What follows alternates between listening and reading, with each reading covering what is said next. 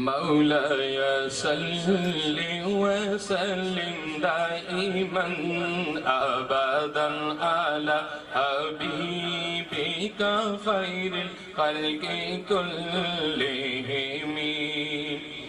هو الحبيب الذي ترجى شفاعته، هو الحبيب الذي ترجى شفاعته لكل حول من الأهوال مقتحم. مولاي صل وسلم دائما أبدا على حبيبك خير الخلق كلهم.